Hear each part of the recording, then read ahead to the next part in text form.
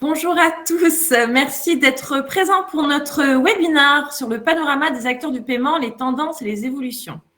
Webinaire d'1h30 en collaboration avec Mercatel et CB Carte Bancaire.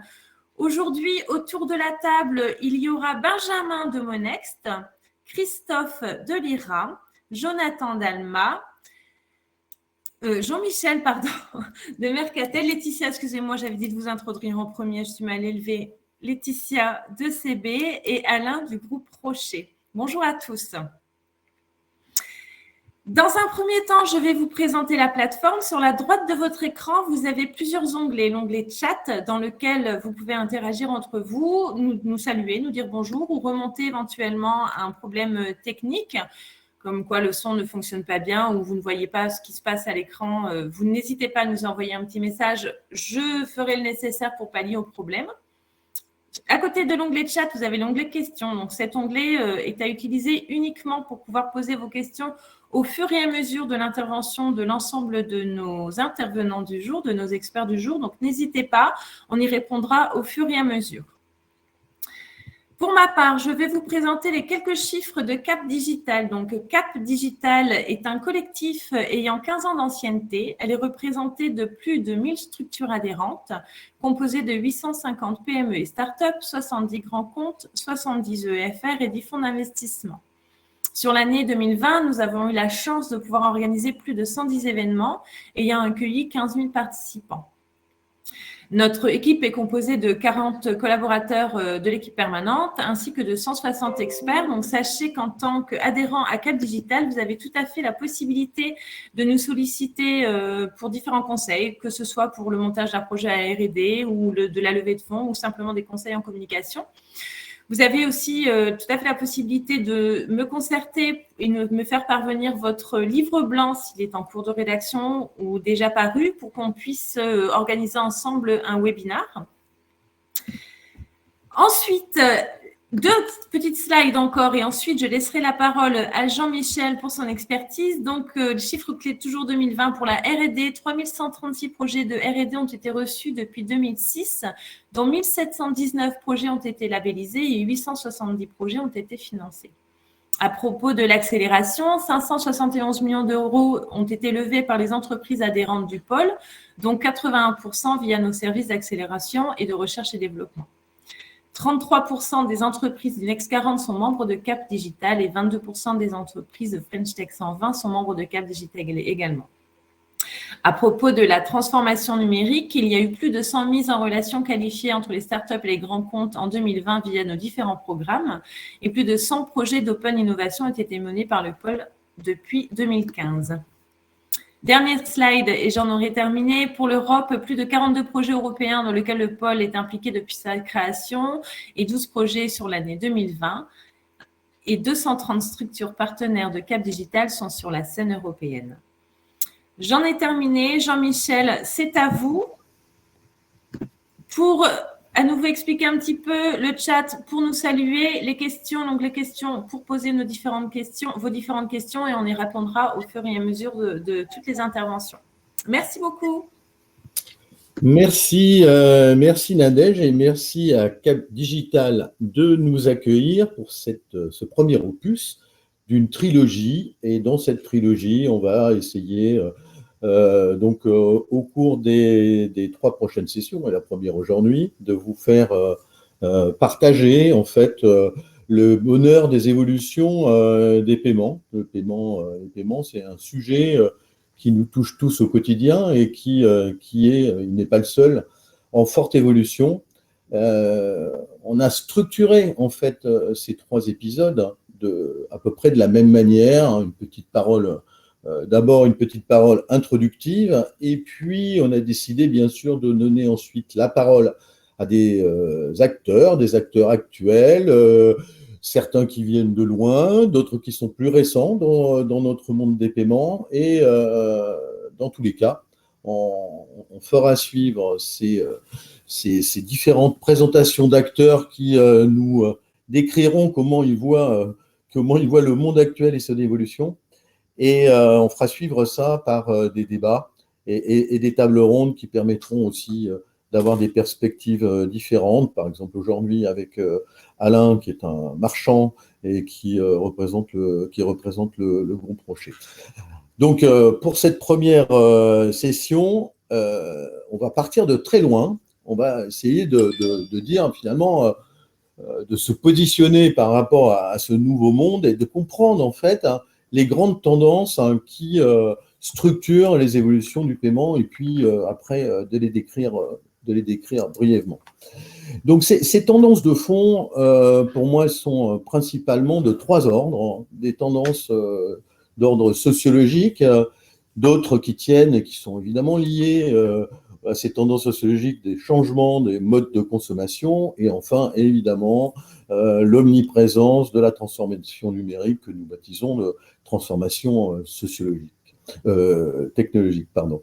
Les transformations sociologiques avec un petit homme ici présent, la première photo, qui est le fondateur de la marque Benetton, qui faisait de la promotion pour la marque American Express dans les années au siècle dernier, je dirais, voilà, à la fin du siècle dernier, et qui disait cette phrase magique, vous me reconnaissez.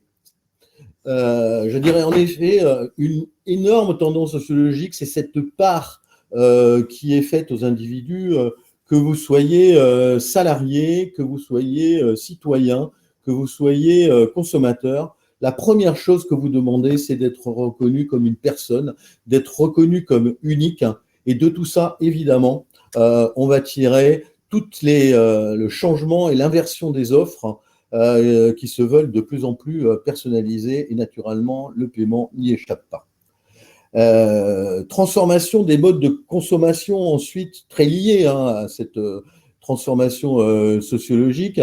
Alors, bien sûr, on achète de moins en moins de biens et de plus en plus de services, mais non seulement on achète plus de services, mais en plus, même les biens ont tendance à se transformer en services. Parce que ce que nous demandons tous, c'est non plus qu'on nous vende un billet de train, mais on veut acheter de la mobilité, on veut acheter donc de l'usage et des fonctionnalités, et tout ça se prétend naturellement en lien avec la personnalisation. Parce que quand on met le client au centre, ou le citoyen d'ailleurs, ou le salarié, on pense d'abord à lui, et quand on passe à lui, on ne pense pas à lui pousser une offre, on pense à l'usage que lui, en tant qu'individu, en tant que personne unique, l'usage qu'il va faire de l'offre qui lui est proposée. Et ça va aussi avec un autre phénomène qui est en grande expansion, qui est celui du développement de l'abonnement et du paiement à l'usage. Je pense que vous en êtes tous témoins. On discutait récemment, pour refaire un lien avec le paiement, avec une enseigne de confection enfantine qui bâtit son modèle et son modèle économique, et non pas, mais en partie quand même, j'espère pour eux, sur la vente de produits, mais sur l'abonnement à un club qui va être payé de manière mensuelle. Si on en vient maintenant à la transformation numérique, je pense que c'est quand même important de s'arrêter pour savoir de quoi on parle. On parle de technologie, on parle de numérique. Mais quand on parle de ça, en réalité, on parle de deux évidences qui sont celles de l'automatisation, dont on est tous témoins, celle de la dématérialisation, qui est également croissante. Mais il y a un phénomène dont on tient moins compte, c'est que toutes ces transformations du numérique, elles entraînent un processus de transformation des acteurs, avec un processus d'abord de désintermédiation et de réintermédiation. Pensez à l'exemple du tourisme, dans lequel les voyages étaient achetés dans des agences de voyage qui, à plus de 75%, ont disparu.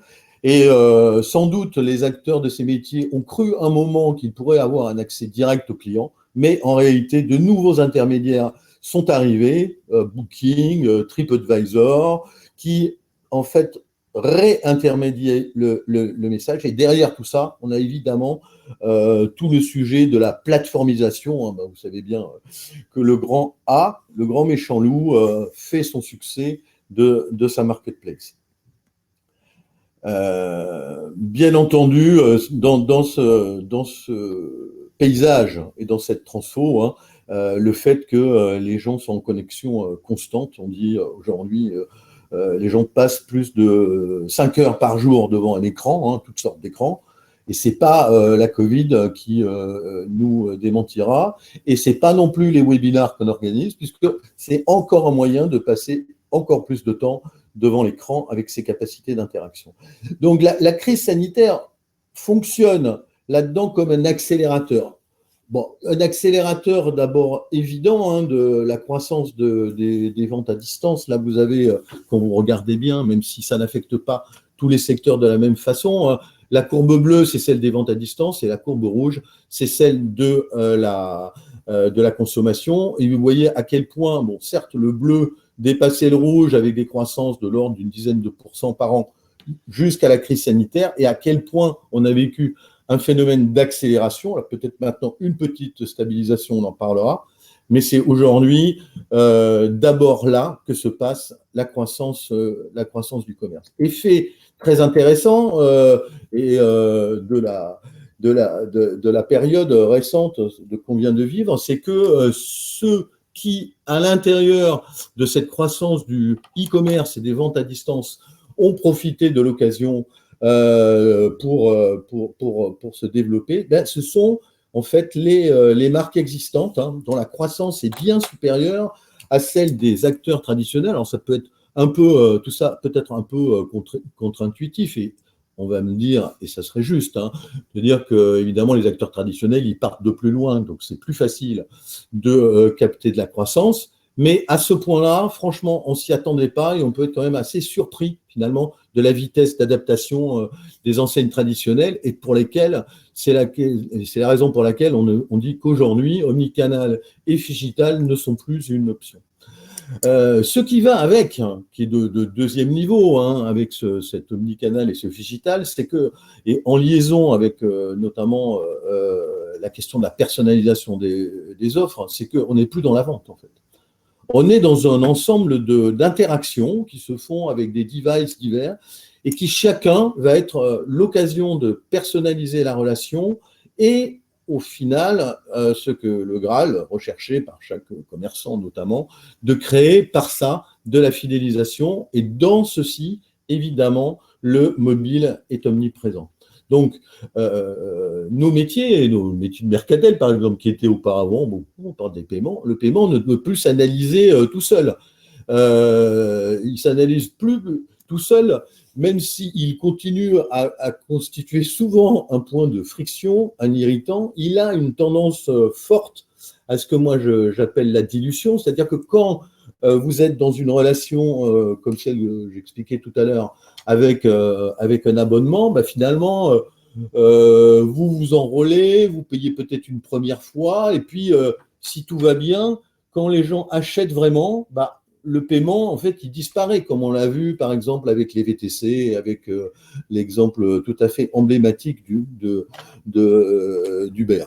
Donc, on observe, à la suite de cette dilution, un foisonnement de ce que tout le monde qualifie aujourd'hui, et c'est un beau mot valise, de cas d'usage, dans lesquels on a une très grande complexité croissante des solutions et des acteurs toujours plus nombreux qui interviennent sur la chaîne, qui peu ou prou implique les paiements. Ce qui va avec ça, et qui est assez nouveau, oui, ça, il faut que j'accélère un peu. Bon, ce qui va avec ça quand même, je reviens à la slide précédente, vite fait. C'est de passer d'un point où en fait ce sujet des paiements de l'encaissement n'est plus vu uniquement par un bout de combien ça coûte, comme un mal nécessaire, mais comme un moyen de transformer l'expérience. Et ça, c'est très important, parce que ça va aussi faire intervenir des acteurs au niveau de toutes les entreprises et de tous les commerçants, qui sont plus seulement, comme traditionnellement, des trésoriers, mais aussi, évidemment, des gens propriétaires de parcours clients ou de l'expérience, ce genre de thème. Voilà. Et ça va avec une nécessaire maîtrise des facteurs techniques. Le paysage des acteurs, il est encore en recomposition.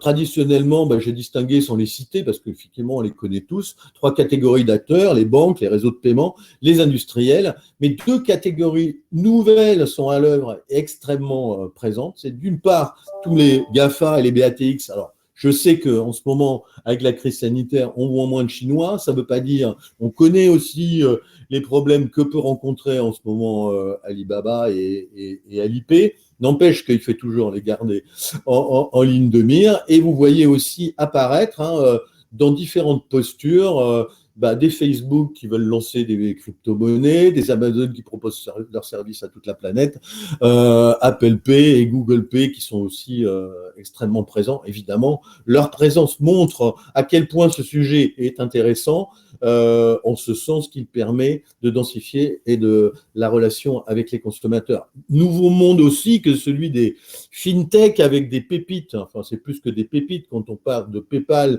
de Klarna, ou d'Adyen, dont la valorisation, enfin pour Klarna, est à peu près équivalente aux 2/3 d'un groupe comme BNP Paribas, donc des très gros, très récents, et puis des pépites françaises que je citais, évidemment, c'est pas exhaustif, donc une qui nous fait le plaisir de participer à ce webinaire avec Alma.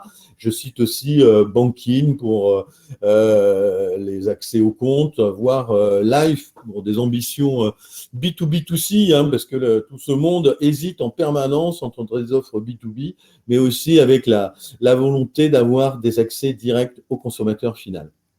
Et pour finir, quelques petits focus quand même sur le monde d'après. Alors, un sujet très clair qui est évidemment le progrès en part de marché des paiements digitaux quand les espèces et les chèques pour la France ont connu une forte baisse d'usage pendant la crise sanitaire, avec en ligne de mire aussi du paiement par mobile et du virement instantané, mais qui en termes de volume reste pour le moment encore relativement faible. La principale progression est à mettre au crédit du paiement sans contact, qui a complètement explosé à l'occasion de la crise sanitaire après un premier, alors que le rythme était déjà fort et maintenant on atteint des majorités de paiements par carte qui se font sans contact et c'est pas fini. On a un point aussi, mais ça fera l'objet d'un séminaire à part entière sur toutes les questions qui sont liées à la stratégie européenne des paiements. Les paiements, c'est un sujet qui, justement, est stratégique ou compris comme stratégique, notamment en matière de souveraineté au niveau européen, ce qui veut dire que la Commission s'y intéresse et pas simplement pour créer les conditions d'une compétition entre les acteurs, mais aussi pour donner des grandes lignes de ce qu'elle estime devoir être le paiement européen dans le futur. La dématérialisation, très à l'œuvre, on parle de la non-impression des tickets de caisse, mais on parle aussi des échéances de 2024 à 2026, très liées à la question de l'automatisation des paiements, qui permettra une amélioration extrêmement sensible dans les back-office. Cette dématérialisation fait son chemin en France et tout le monde va avoir à s'y intéresser. Enfin, et on y reviendra tout à l'heure plus spécifiquement avec Klarna, puisque le monde du commerce, c'est aussi un monde en permanence de retour aux sources. Quoi de plus naturel que de proposer à un client le paiement fractionné, mais le paiement fractionné New Look, celui qui est lié au e-commerce, à des nouvelles pratiques et qui, grâce à de la technologie, permet une relance forte de ce qu'on a pu à d'autres moments appeler improprement, à mon avis, du crédit à la consommation, mais vu du côté du commerçant, comment proposer à ses clients des paiements fractionnés, de lui faciliter la vie en intégrant tout ça de plus en plus à son parcours. Voilà pour moi. Merci de votre patience. J'espère que vous entendez ma passion. N'hésitez pas à revenir vers nous. Et Christophe, acteur de l'IRA, qui est une entreprise dynamique, importante et relativement nouvelle du domaine des paiements, c'est à toi. Bonjour à tous. Donc, je suis Christophe Mariette, je suis directeur commercial de l'IRA. Je vais vous présenter juste avec un slide l'IRA et ensuite, moi, je vais insister sur quelque chose qui est fondamental aujourd'hui sur le taux d'acceptation des paiements. C'est la DSP2 et plus précisément le 3DS2 et l'importance de bien l'avoir implémenté pour maximiser son taux d'acceptation.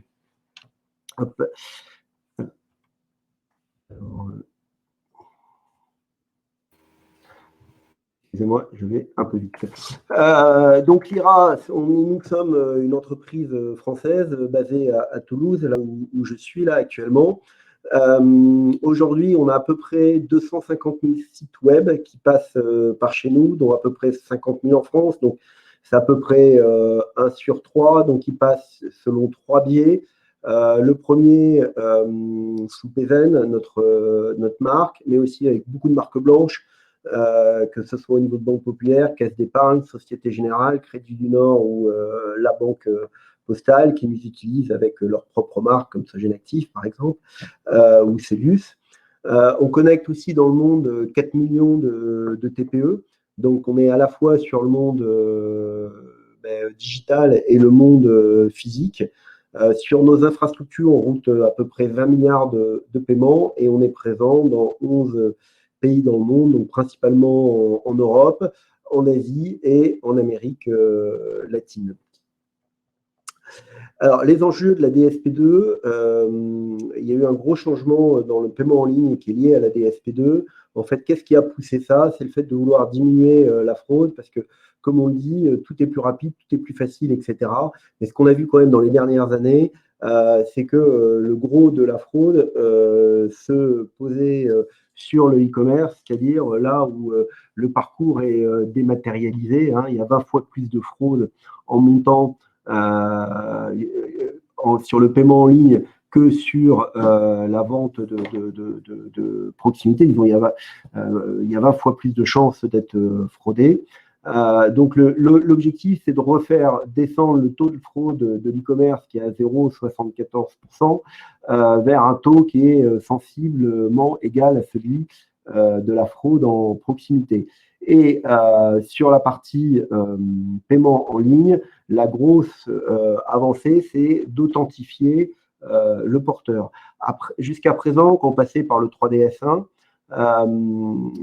jusqu'à présent, vous n'étiez pas obligatoirement authentifié quand vous faisiez un achat sur Internet, vous l'étiez quand vous faisiez du 3DS1, quand vous demandiez une authentification. Mais si le marchand en avait la possibilité, il pouvait très bien décider de ne pas implémenter, de ne pas demander le 3DS pour sa transaction.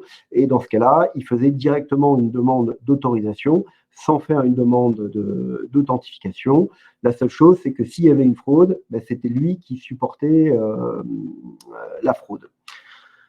Donc, avec l'arrivée du 3DS2, ce qui est très nouveau, c'est que dès qu'il y a un paiement, il y a une demande d'authentification qui, normalement, est forte, c'est-à-dire avec interaction du porteur, sauf si l'émetteur décide que cette interaction ne doit pas se faire.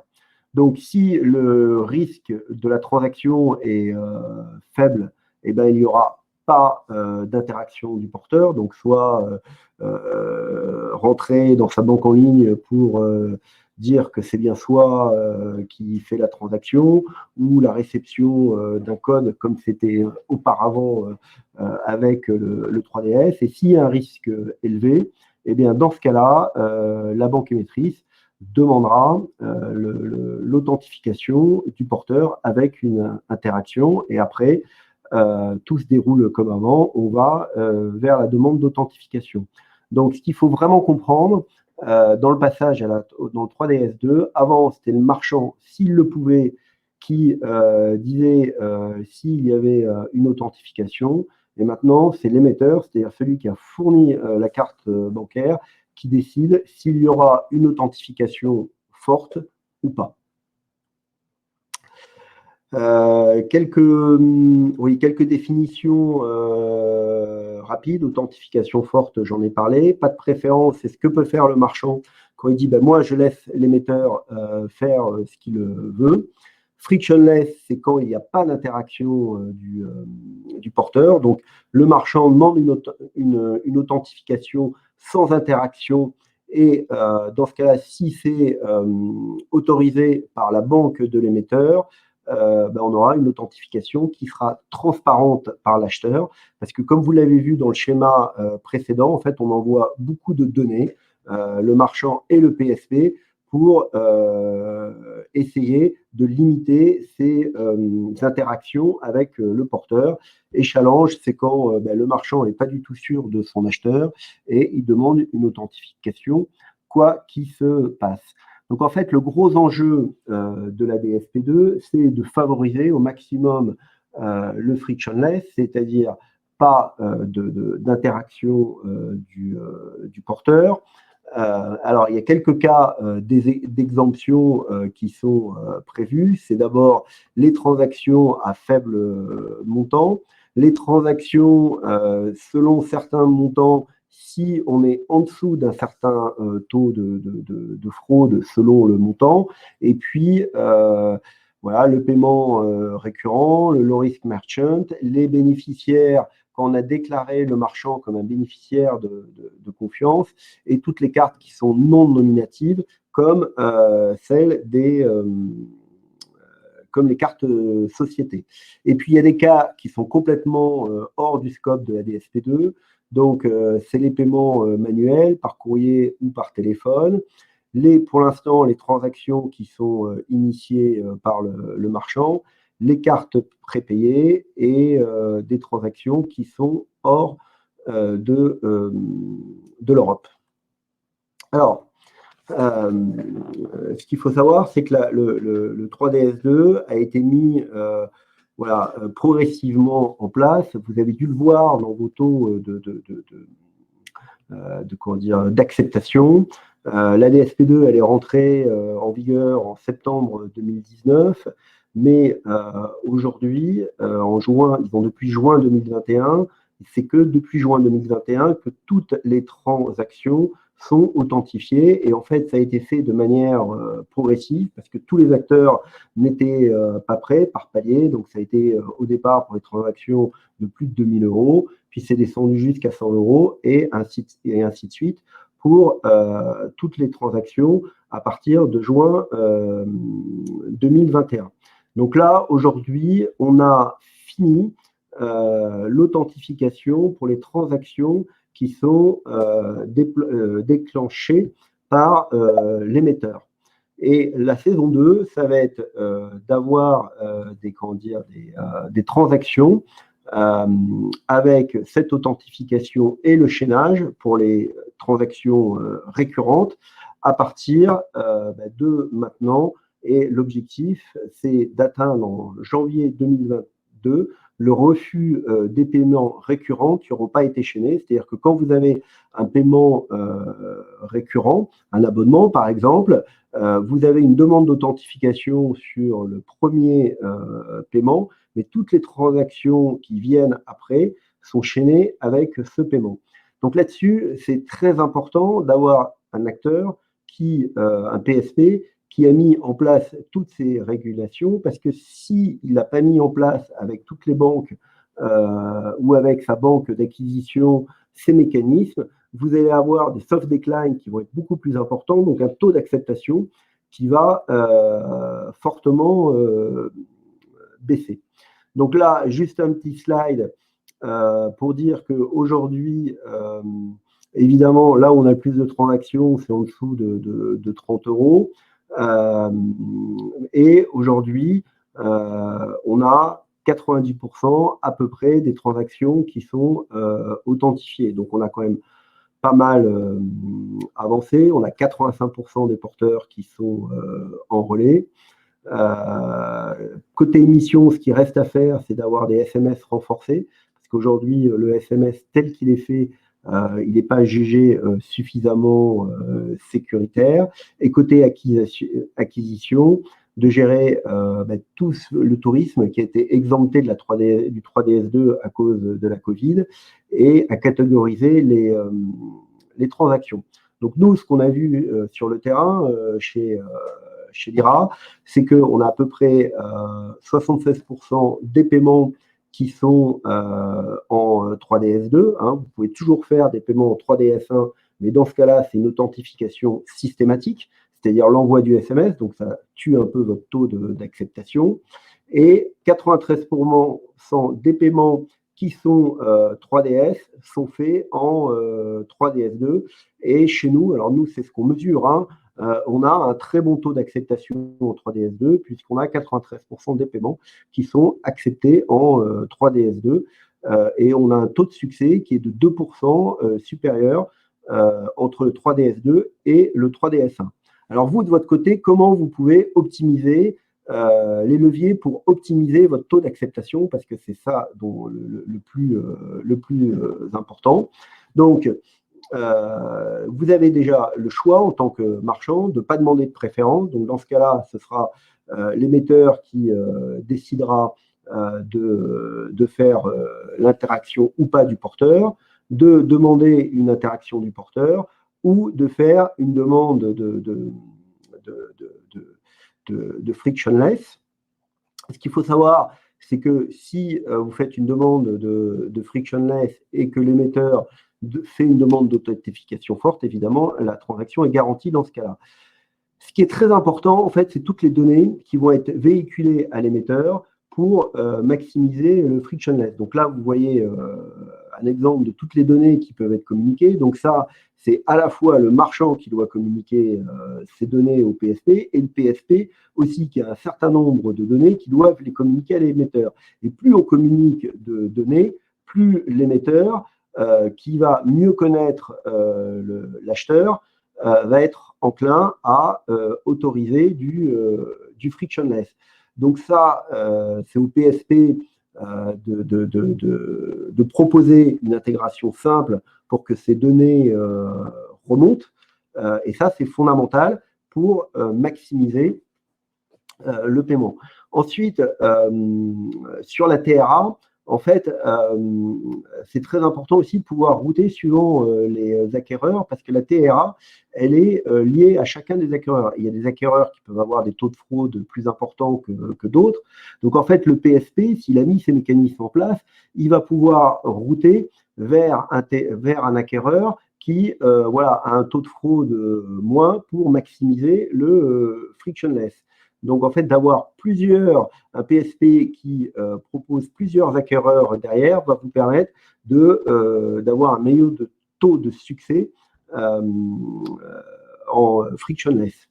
Ensuite, il y a quand même un très gros impact sur le marchand, c'est qu'avant, si vous n'aviez pas d'interaction du porteur, c'est-à-dire pas de demande d'authentification, c'était le marchand qui supportait la fraude. Avec le 3DS2, c'est différent. En fait, la fraude, elle est toujours supportée par l'émetteur, sauf dans un cas, c'est si vous faites une demande de frictionless et que cette demande de frictionless, elle est acceptée par la banque. Donc, si par exemple, vous faites toujours du no préférence, vous allez avoir tout un tas de paiements qui vont être frictionless, donc à la rigueur comme avant, vu du marchand, mais par contre, vous allez avoir la garantie du paiement.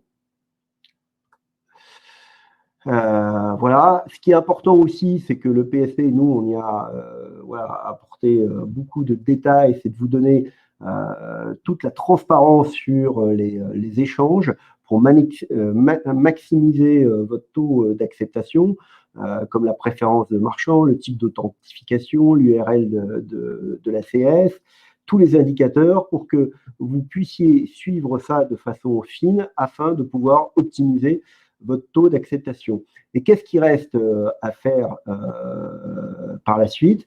Il y a toute la mise à jour protocolaire, parce qu'on a démarré au départ sur CB2A 1.5, en tous les cas sur CB, donc il faut que tous les acquéreurs passent en CB2A 1.6, et ce n'est pas si simple que ça. Il faut, vous, en tant que PSP, il faut que vous gériez avec tous les acquéreurs.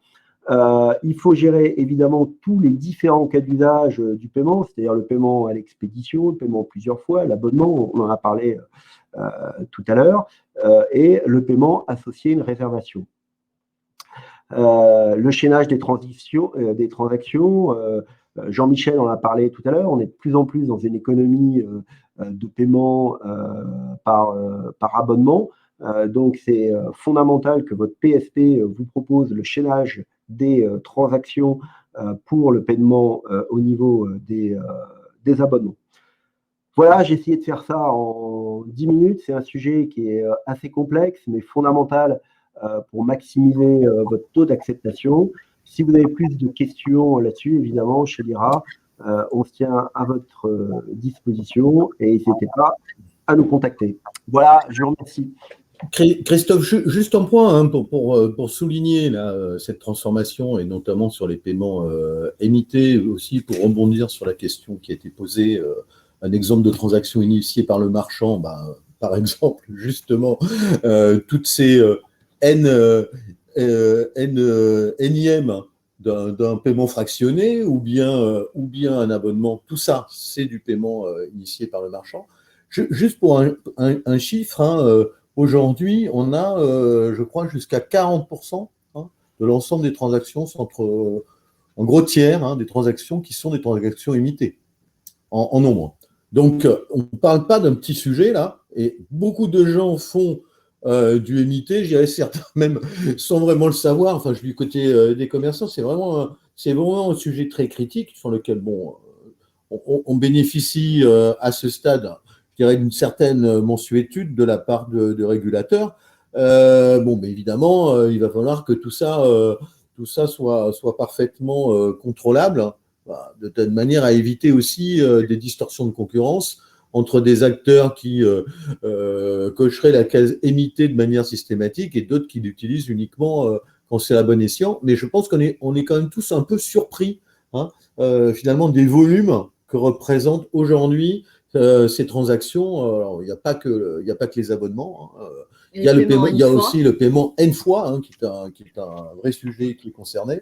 Et on sait que chez des très gros marchands français, des marketplaces, le paiement fractionné, ça ne concerne pas que les gros montants, hein, c'est aussi des petits montants.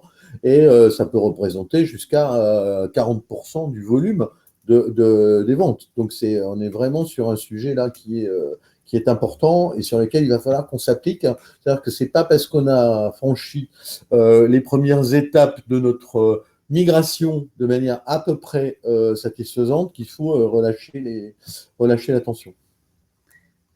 Du coup, est-ce qu'on a répondu à la question? Je pense que oui. Christophe, faites-nous savoir si on a répondu à votre question. Oui, tout à fait. Hein, là, on a une date qui est fin janvier et on a vu que voilà, c'est assez compliqué pour tous les PSP de se mettre en ordre de marche pour être prêt à la date prévue. Et la complexité, elle est liée au fait que voilà, c'est avec chaque acquéreur qu'il faut le faire parce que chaque acquéreur fonctionne un peu différemment. Et c'est ça la complexité du sujet du paiement. Et il faut le dire aussi, même si aussi aujourd'hui on a la présence de cartes bancaires, c'est que en fait chaque réseau de paiement a certes souvent la même logique, mais pas forcément la même façon de l'appliquer, ce qui complexifie quand même de manière assez importante l'ensemble des développements. Oui, tout à fait. J'en ai pas parlé, mais je crois des F2 vu de Visa ou de Mastercard, c'est pas obligatoirement la même vision et c'est pas obligatoirement celle de CB. Voilà. Merci beaucoup. On va passer à Benjamin. Bonjour à tous. Merci de m'accueillir sur le floor. Pour poursuivre la discussion en préparation de ce webinaire, on a parlé de perturbations et c'est vrai que les sujets évoqués par Jean-Michel sont complètement d'actualité. L'idée de ma présentation, c'est de présenter la DSP2 comme une perturbation majeure sur les changements d'utilisation. On sait aussi que le Covid a amené et a catalysé un certain nombre de changements.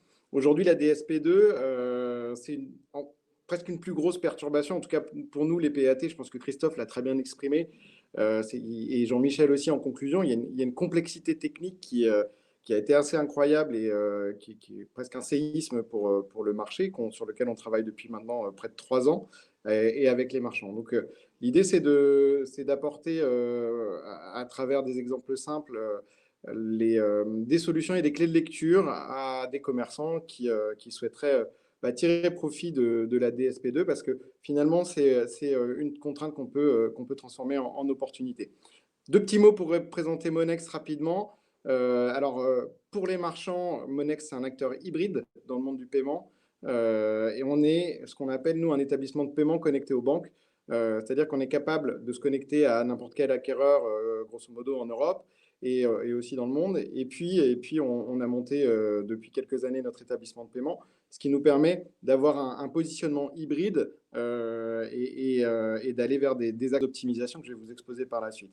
L'autre versant de Monex qu'on n'abordera pas aujourd'hui, mais qui est tout aussi important, c'est qu'on développe aussi beaucoup d'infrastructures monétiques pour les banques et les fintechs. Ce matin, on entendait parler de Swile dans la French Tech. On est un des prestataires majeurs de Swile pour l'émission de leurs cartes. Voilà. Donc rapidement, quelques chiffres. Monex, c'est 30% des parts de marché des paiements en France. 640 millions de paiements processés pour l'année 2020, plus de 30 milliards, 35 milliards, on verra où nous mène 2021 des paiements processés. Et moi, je m'occupe spécifiquement du business développement sur la partie online, donc ce qui nous intéresse particulièrement aujourd'hui. On fera des parallèles avec l'omnicanal. On travaille sur le marché français. Hop, si on peut passer la prochaine slide. Voilà, sur le marché français avec des très très gros acteurs, quelques marques blanches aussi.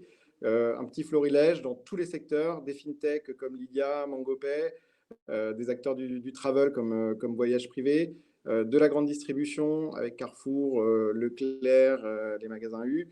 Et on est aussi le prestataire de confiance en France par l'enseigne leader Amazon.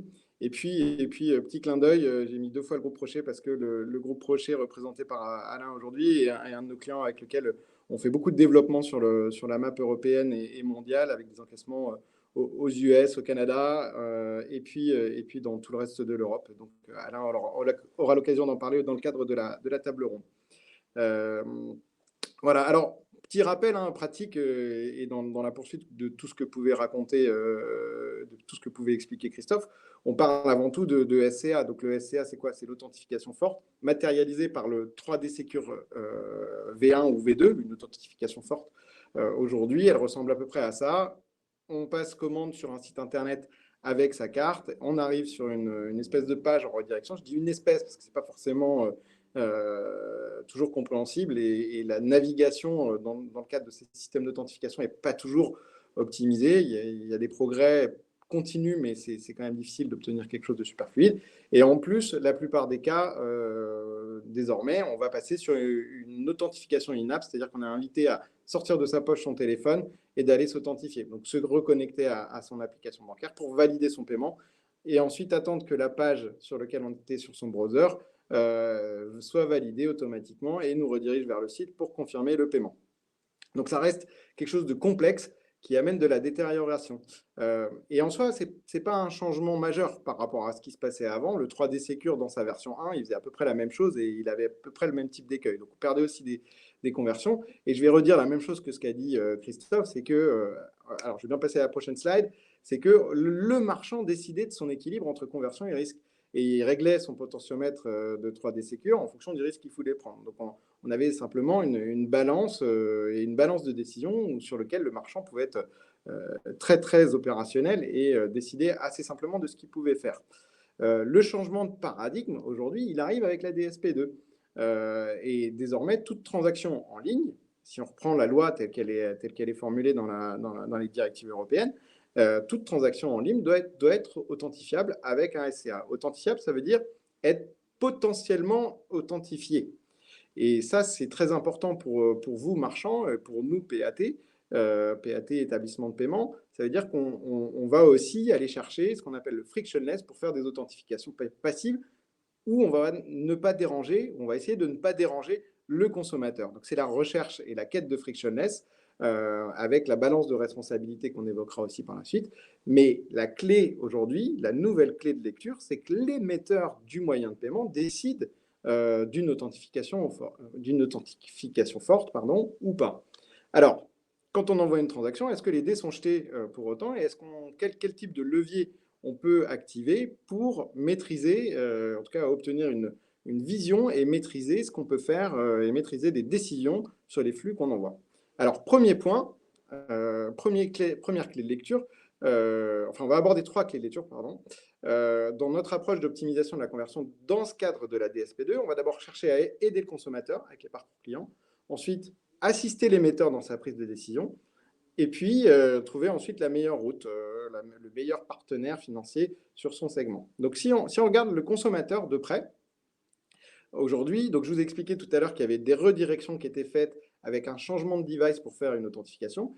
Première clé, première opportunité qui se présente à vous, c'est d'utiliser les moyens de paiement émergents, par exemple Apple Pay, par exemple Google Pay, qui sont sur support carte, mais qui permettent d'authentifier dans le parcours client vos consommateurs et avec, en interaction avec la banque de votre consommateur.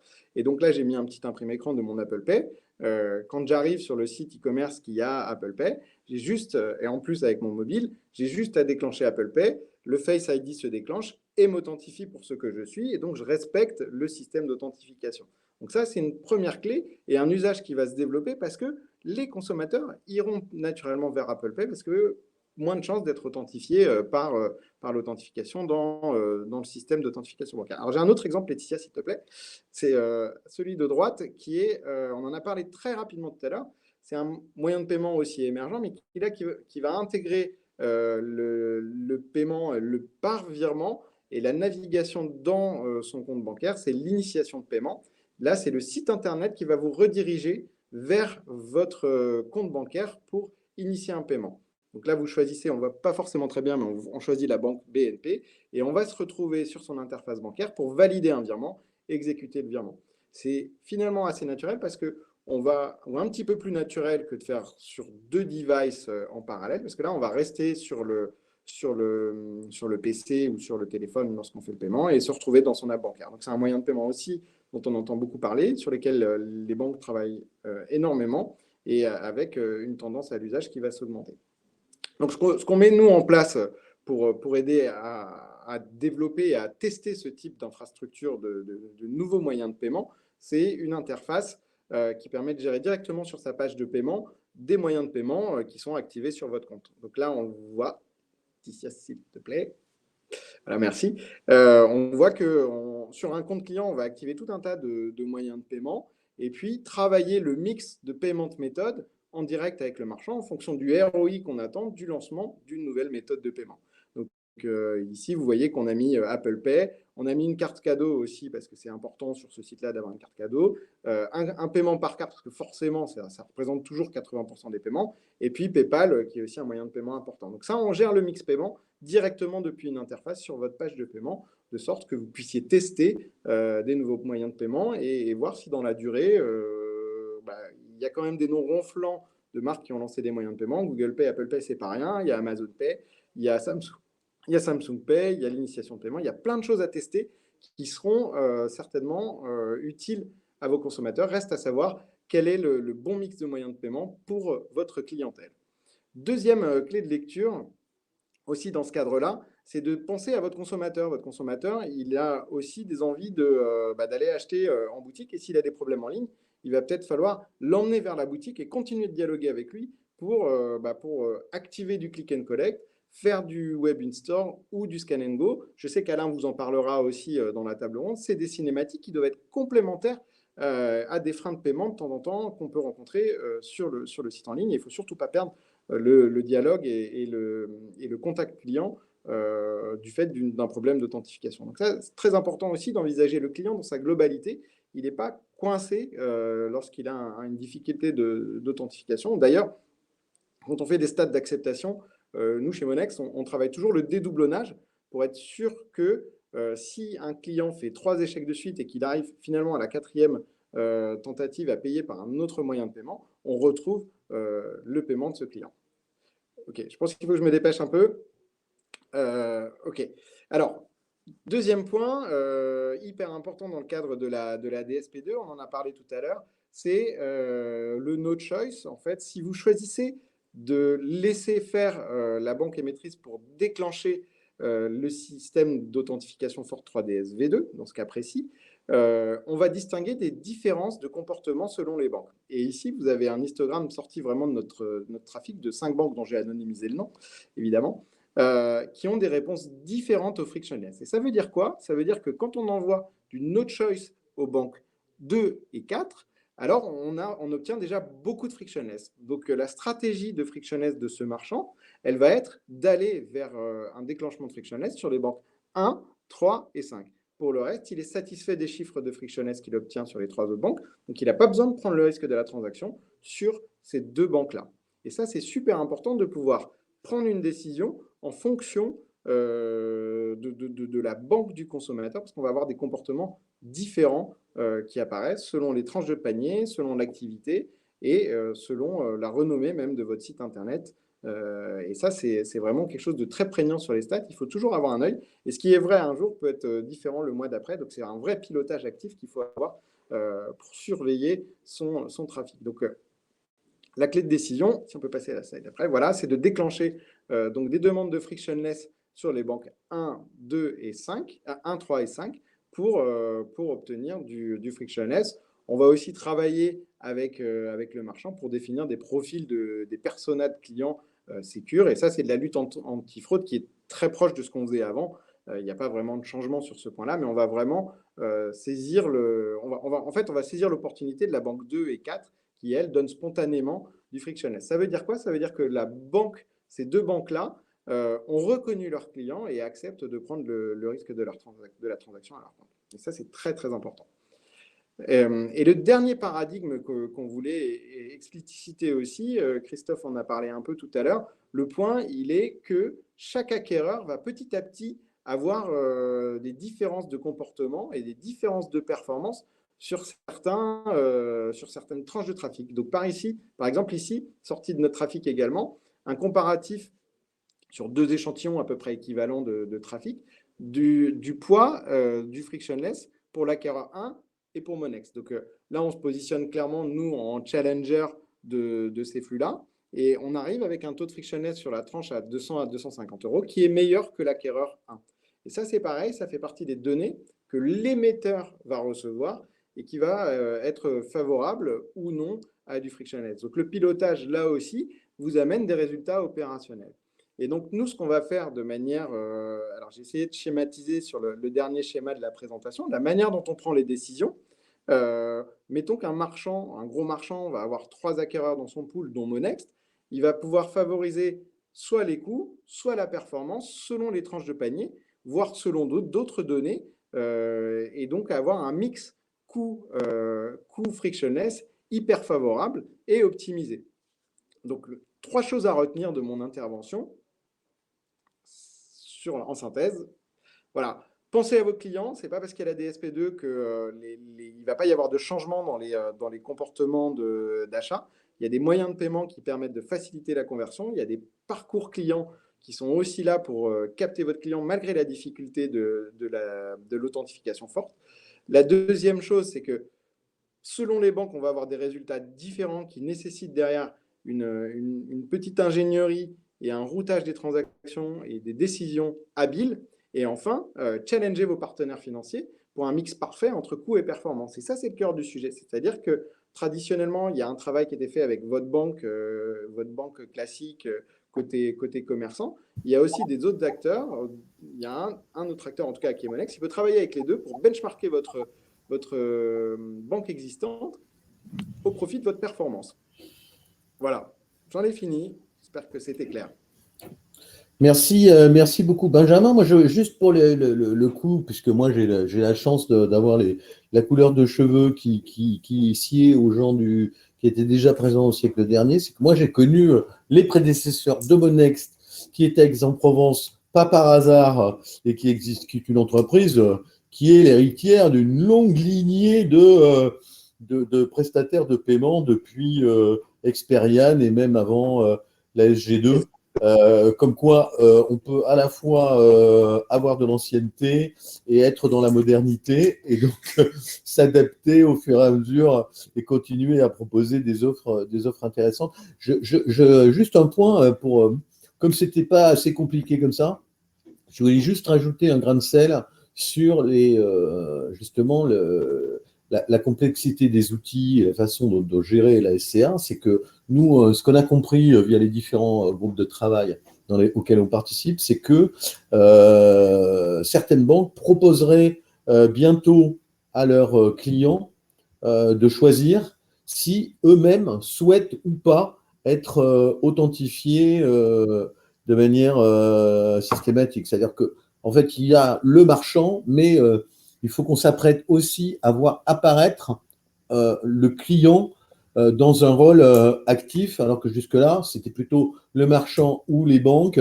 qui décidaient pour lui de son propre bonheur. Oui, mais c'est très vrai ce que tu dis. D'abord, la première chose, c'est qu'il y a quand même une fonctionnalité qui est dans la DSP2, qui est le tiers de confiance. On en a parlé tout à l'heure. Donc ça, c'est une fonctionnalité qui arrive pour début 2022, qui est hyper importante, mais qui est activée côté marchand avec son acquéreur et son PAT. De l'autre côté, pour prendre un exemple très pratique, moi j'habite chez moi à Aix-en-Provence et quand j'utilise ma carte de paiement pour payer depuis chez moi, j'utilise tout le temps la même IP et j'utilise aussi mon application bancaire depuis chez moi. Donc je pourrais très bien déclarer, ou même le LCL qui est ma banque, pourrait très bien identifier l'IP de chez moi comme l'IP appartenant à Benjamin Tulloux et qui fait son paiement tout le temps. Donc il y a le pas pour autoriser l'utilisation de cette donnée-là dans le cadre d'un paiement en ligne, il est pas très compliqué. Et LCL pourrait très bien me demander, Benjamin, si tu habites chez toi et si tu fais des paiements chez toi, est-ce que tu nous autorises à ne pas mettre d'authentification? Et dans ce Ouais. cas-là, je suis effectivement pour dire, OK, dans les cas d'usage classique, il n'y a pas de problème, moi je ne veux pas d'authentification parce que je préfère acheter vite et bien. C'est assez facile en fait ce que tu décris à mettre en œuvre pour les banques. Merci beaucoup. Alors, attendez, qu'est-ce qu'il y a des questions? Vous ne parlez pas du paiement en crypto-monnaie, selon vous, une future tendance compliquée à implémenter. Alors, là, on a un petit problème d'interférence. Donc, pour rapport à la question, on va reparler de ces histoires. Donc, je redis, on est une trilogie. Donc, on est un peu sur aujourd'hui, demain, après-demain. Bon, clairement, sans faire injure à personne en matière de crypto, et par rapport à nos sujets de paiement, moi, je défends l'idée que sur les cryptos, on est quand même sur après-demain. Alors évidemment, comme dans tous les sujets, il y a early adopters, les effets de la courbe de Gartner, des sujets dont on parle beaucoup, et puis après, une phase plus calme. Et après, à l'issue de cette phase plus calme, un essor relativement inéluctable. C'est probablement le cas pour les cryptos. Mais à ce stade, je pense qu'il y a d'autres choses qui vont apparaître avant, même si aujourd'hui on paraît avoir des télescopages de priorité, et on en reparlera aussi certainement dans la deuxième session, parce qu'au niveau européen aussi, les banques centrales notamment se préoccupent donc des monnaies digitales de banque centrale, c'est-à-dire des cryptos, mais qu'elles maîtriseraient. On est plutôt sur un sujet relativement futur. Alors moi, j'ai été alpagué, mais de manière très sympathique, par des acteurs à la Paris Retail Week qui me disaient faut absolument parler de ce sujet-là. Il y a quelques milliards d'euros qui se promènent, qu'il faut aller chercher de gens qui veulent payer avec les cryptos. Ok, c'est quelques milliards. C'est pas non plus le gisement sans fin. Hein. Bon, du coup, ça nous fait pas du tout une bonne transition, mais presque avec Alma. Bon, avec Alma, là, on est sur de l'aujourd'hui et du hier, mais qui sera aussi le futur. Jonathan, c'est à toi. Merci Jean-Michel. Donc Jonathan Tripolentel, moi je suis Chief Revenue Officer d'Alma, donc la société technologique française qui est spécialisée dans les facilités de paiement. Donc merci Cap Digital pour l'invitation et je vais tâcher de vous donner un éclairage sur la tendance actuelle très forte donc du BNPL, essayer de bien comprendre les fondamentaux et les éléments de différenciation. Donc c'est vrai que BNPL, donc on entend Buy Now Pay Later, c'est très présent dans l'actualité de la fintech et du retail. Alors derrière cette appellation, peut-être déjà pour préciser, on parle de paiement différé, donc ça englobe le paiement fractionné, 3 fois, 4 fois, sur des périodes de moins de 90 jours et du paiement différé, donc en un seul terme, mais pas au moment de la commande, mais 15 jours, 20 jours ou 30 jours plus tard. Pour que ce soit bien clair, au-delà de 90 jours, nous sommes sous la réglementation du crédit à la consommation, donc plus du BNPL. Et là, c'est la loi Lagarde qui s'impose, des obligations qui sont différentes en matière de contrôle de solvabilité. Pour être très clair, le Buy Now Pay Later, c'est pas quelque chose de nouveau. C'est même quelque chose qui existe depuis plusieurs dizaines d'années.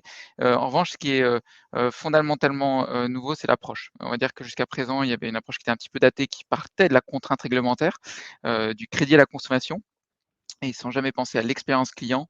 Et en réalité, ce qu'a fait Alma, c'est exactement l'inverse. C'est en partant de l'expérience client optimale et utiliser les technologies actuelles, une exploitation de la donnée avancée pour pouvoir offrir une expérience de paiement qui soit exactement similaire à celle d'un paiement par carte. C'est ce qui explique le succès fulgurant du Buy Now Pay Later. Juste pour donner un petit peu des ordres d'idées de la tendance, si on parle de la France, on parle de volumes processés qui ont été multipliés par 2 en l'espace de 2 ans, et au niveau global, on anticipe une croissance annuelle de presque 30 par an sur la prochaine décennie. Pour prendre un petit peu de recul sur la situation, ce qui est important de comprendre, c'est qu'on ne parle pas avec le BNPL d'un moyen de paiement supplémentaire. On parle vraiment d'un nouveau mode de consommation. Si on regarde déjà un petit peu la maturité par marché, en Europe seulement, aujourd'hui, si vous prenez l'exemple de la Suède, c'est 23 des paiements e-commerce qui sont réalisés avec du Buy Now Pay Later. En Allemagne, c'est 19 et en France, aujourd'hui, nous n'en sommes qu'à 4 C'est pour ça qu'aujourd'hui, on est dans une phase de rattrapage qui est très forte. Alors, dans chacun de ces pays, c'est peut-être des usages qui sont légèrement différents. En Allemagne, on parle plutôt du paiement sur facture historiquement, quand en France, en Europe du Sud, on va être plus sur du paiement fractionné.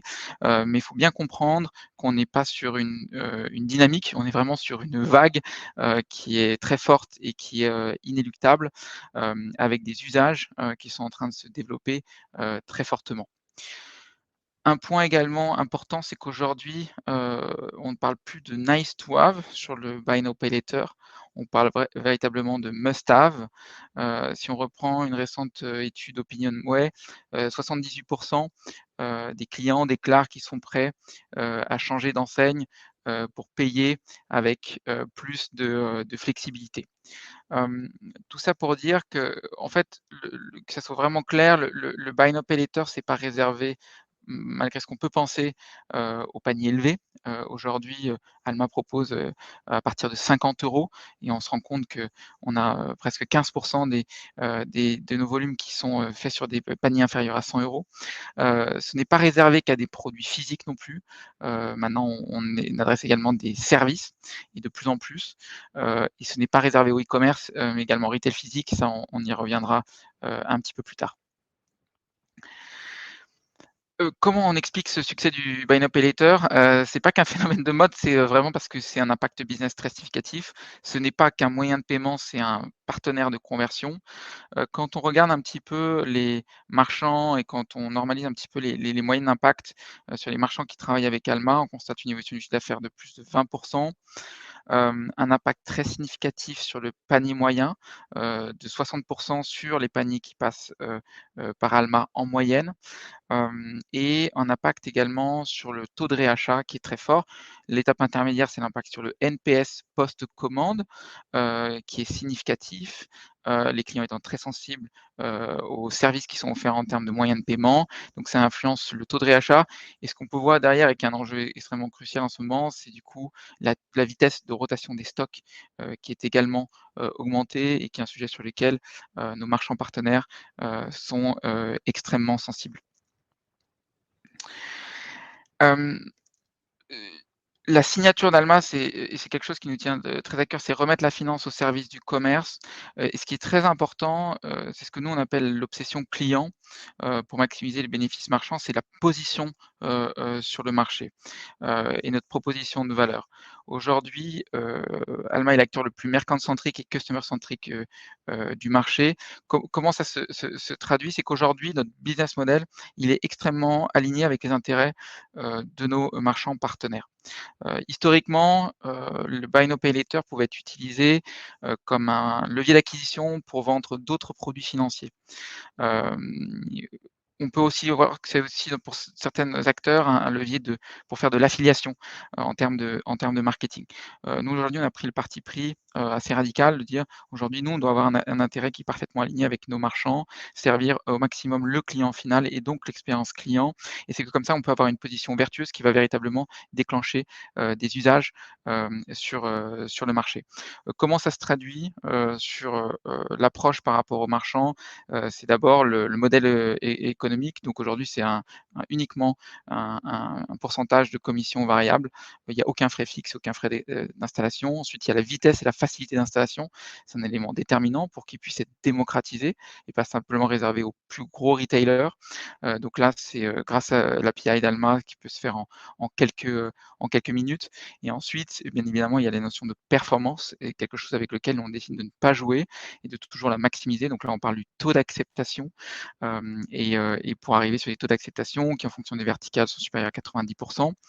Et enfin, sur la partie consommateur final, aujourd'hui, et c'est vrai que Alma a on va dire le taux de satisfaction le plus élevé en Europe avec un taux de Trustpilot de 4,8 sur 5. Ça s'explique par le fait qu'on ne facture pas de pénalité de retard, qui est un élément très important. Ça s'explique par le fait qu'on a une UX qui est extrêmement performante pour permettre au client final de rééchelonner les paiements. Ça aussi, c'est un élément qui est très valorisé et qui est important. Et enfin, sur des choses qui sont un peu plus spécifiques au monde effectivement du BNPL et du crédit, mais tout ce qui est le première étape de recouvrement est par exemple fait entièrement en interne chez Alma pour essayer de toujours trouver une solution parce qu'on part du principe que les clients finaux sont de bonne foi. Peut-être pour donner aussi des éléments de comparaison, parce que c'est vrai qu'il y a un certain nombre d'acteurs sur ce marché-là, et pour pouvoir bien les distinguer. Déjà une première distinction élémentaire, est-ce qu'on parle de paiement garanti ou de paiement non garanti? Il se trouve que nous, l'approche, c'est un paiement qui est garanti, donc ça veut dire que le marchand va être crédité de 100% du montant du panier à J+1. Ensuite, et du coup, l'ensemble du risque de défaut est entièrement porté par Alma. Le deuxième point, c'est sur effectivement le parcours client. Ça, c'est vraiment l'enjeu numéro 1. Alors, il y a bien évidemment la notion de rapidité et d'immédiateté. Donc, est-ce que je vais avoir une réponse sur ma demande de paiement avec Alma qui va être instantanée? Ensuite, il y a toute une logique d'intégration, comme vous le savez et on en a parlé, sur une étape aussi déterminante que l'étape paiement. Chaque élément d'intégration va avoir un impact significatif sur la performance finale. Donc là, on parle sur le e-commerce sur une intégration qui est en in-page, donc il n'y a pas de redirection vers un autre site. Ensuite, c'est un parti pris très fort qu'on a pris, c'est qu'il n'y a pas de création de compte obligatoire. Donc il n'y a pas cette étape de création sur laquelle on peut voir des drops très importants. Aujourd'hui, Alma est le seul à ne pas avoir de création de compte dans son parcours, et aussi bien online qu'en magasin physique. Et ensuite, donc la facilité d'utilisation. La performance et le taux d'acceptation. Alors, il y a aussi avant le taux d'acceptation, il y a le taux de conversion, souvent qu'on oublie de considérer, mais une fois qu'on arrive sur une page paiement, jusqu'à cliquer sur un lien de payer avec Alma, par exemple, quel est le drop qu'il peut y avoir, et ensuite, quand on a cliqué sur le lien, quel est le taux d'acceptation. Sur des verticales comme le prêt-à-porter, on est sur des taux d'acceptation qui sont de 95%, et généralement, on a un taux d'acceptation moyen qui tourne autour de 90%. La facilité d'intégration, c'est là un élément déterminant pour justement pouvoir démocratiser ce produit à l'ensemble des verticales et à toutes les typologies de marchands. Il faut savoir que Alma a commencé par offrir ce produit-là à des acteurs qui étaient plutôt small et medium, qui étaient aujourd'hui pas éligibles souvent aux produits historiques. C'est pour ça que très naturellement, ils se sont tournés vers Alma. Enfin, je vous disais sur la partie confiance avec le client, donc là, c'est vraiment une dimension de support, à quel point on va accepter de pouvoir être très réactif en termes de SLA, donc des réponses systématiques en moins de 24 heures, qui sont des éléments très importants parce qu'on est un tiers de confiance, on ne travaille pas en marque blanche, donc c'est la marque Alma, et donc cette relation avec le client final est déterminante et elle est de plus en plus demandée par nos marchands qui veulent que cette frontière soit tout à fait claire et s'assurer qu'il ne faut pas faire une délégation de service à un client qui ne va pas avoir les mêmes intérêts pour son client final. Et je vous parlais ensuite de la méthode de recouvrement. C'est souvent le dernier élément de la chaîne, mais il ne faut surtout pas le sous-estimer. C'est un élément clé aussi dans le modèle économique, bien évidemment, mais il y a plusieurs façons de le faire et nous, on a essayé de le faire de manière responsable. Enfin, un sujet qui est assez saillant, c'est l'approche omnicanal. Le BNPL est très connu, surtout sur l'aspect e-commerce. Pourquoi? Parce que l'usage, enfin, déjà les UX sont plus matures, le client est beaucoup plus en autonomie. Mais aujourd'hui, c'est vrai que nous, on investit énormément sur la partie magasin. C'est déjà 32 en fait des flux que l'on processe qui sont faits dans des magasins physiques. Aujourd'hui, malgré la poussée du commerce, on sait que la majorité du marché reste sur des magasins physiques avec des besoins et des demandes des clients finaux qui sont identiques à ceux des clients e-commerce. Et on pense qu'il ne doit pas y avoir de biais en termes de proposition de valeur entre du physique et du online, et donc que le Buy Now Pay Later doit devenir également un must-have et un must-propose en magasin physique. Là, vous avez des illustrations sur effectivement les intégrations. Donc, on a différentes intégrations au niveau de magasin physique. Aujourd'hui, on peut proposer en fait de manière assez autonome un paiement par Alma qui va être fait par un paiement par ligne qui va être envoyé au client sur son téléphone pour qu'il puisse finaliser en renseignant les informations de sa carte. Mais on va plus loin dans les cinématiques aujourd'hui. On a une intégration avec Adyen, par exemple, pour que le paiement se fasse sur le terminal de paiement Adyen directement. C'est le cas chez un de nos marchands partenaires GoSport. Et on veut se rapprocher et on est en train de travailler sur des produits qui vont permettre d'avoir une expérience sur du paiement en Buy Now Pay Later en magasin qui soit similaire à celui d'un paiement par carte pour que le client final soit de plus en plus en autonomie. Ce qui est très important, c'est qu'on appelle ça la face nord du marché, le magasin, parce que là, on n'est plus sur un client final qui est en autonomie, mais on doit accompagner les équipes et nos marchands directement. Donc ça, c'est le parti aussi pris qu'on a eu. C'est-à-dire, aujourd'hui, on est obligé d'accompagner les équipes, de former les équipes de vente, de les accompagner sur les discours, les cérémoniaux de vente pour introduire le produit. Et on a beaucoup investi sur la formation, et c'est comme ça qu'on arrive effectivement à déployer des réseaux très importants dans des délais records avec des parts de paiement qui sont significatives. Illustration sur les marchands avec lesquels on travaille. Bon, on a sélectionné cela pour un petit peu illustrer le fait que, c'est vrai qu'on travaille avec les marchands qui sont, on va dire, les plus soucieux, de l'expérience client, et qui ont eu un parti pris le plus radical sur la customer centricity.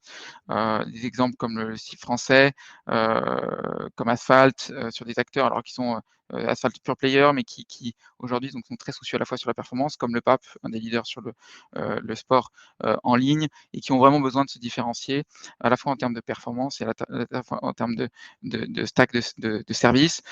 Mais on a aussi développé avec des acteurs du luxe comme Jacquemus et des acteurs brick and mortar comme Mauboussin, où là, on représente une part très significative de la vente en magasin, et parce qu'on est sur des paniers aussi qui sont élevés, parce qu'on est sur des ventes conseils. Et donc là, c'est vraiment un produit qui va être game changer. Et plus là, on arrive sur les périodes de fin d'année, plus on voit la part des paiements qui sont en train de décoller très fortement. Le sujet aujourd'hui du Buy Now Pay Later, comme vous le disiez, on essaie d'accompagner nos marchands pour qu'ils puissent uniformiser leur proposition de valeur. Même si le paiement, c'est un sujet qui est très local, donc c'est un vrai enjeu. Aujourd'hui, Alma, c'est pas simplement le leader sur le BNPL omnicanal en France, mais on lance l'Espagne et la Belgique ce mois-ci, l'Italie, l'Allemagne le mois prochain, et les Pays-Bas et le Portugal au mois de décembre. Donc on est en train de développer très vite nos opérations pour pouvoir à la fois accompagner les marchands français qui opèrent déjà à l'international et qui cherchent vraiment de la performance incrémentale, mais également pour justement adresser tous ces marchands qui ne sont pas forcément éligibles ou bien adressés par des acteurs dans ces pays-là et sur lesquels on a déjà une très forte demande. Ça, c'est sur la partie internationalisation. Il y a aussi un sujet, c'est que vous l'avez peut-être vu, mais Alma a l'agrément comme établissement de paiement et société de financement. Et aujourd'hui, ce qui nous a permis de lancer le paiement en 10 fois, le paiement en 12 fois. Donc là, on rentre dans le cadre du crédit à la consommation, mais avec une approche aussi complètement rupturiste, en utilisant la DSP2, et donc un parcours client qui est entièrement digitalisé, qui est extrêmement raccourci, qui doit permettre aussi de faire décoller les usages. Donc là, souvent sur des paniers qui sont plus élevés, des termes plus longs, et sur d'autres verticales. On a parlé de l'équipement de la personne, on a parlé des services, mais il y a également le Home and Garden qui est une très grosse verticale, l'automobile, le voyage, qui sont des verticales sur lesquelles on a une traction qui est très importante en ce moment. Enfin, si on se place du point de vue de nos marchands partenaires, ils sont, on va dire, à l'aube d'une période extrêmement intense, avec des enjeux très élevés, notamment en termes de marge, qui est le Q4. En fait, on a pris l'exemple de Black Friday, qui est quelque chose qui est en fait un use case très intéressant, parce que Black Friday, c'est le pic de volume dans l'année, mais il a le malheur d'être positionné le dernier vendredi du mois. Si on parle d'un pays comme la France, les gens sont payés simplement en fin de mois. Et donc là, on arrive sur une friction très forte en termes de gestion de budget. Et donc c'est vrai que on se rend compte que sur une journée comme celle-ci, en fait, c'est un game changer et une nécessité absolue de pouvoir offrir un étalement des paiements ou du paiement différé. Et c'est pour ça que c'est une période très propice pour mettre en place des solutions de buy now, pay later.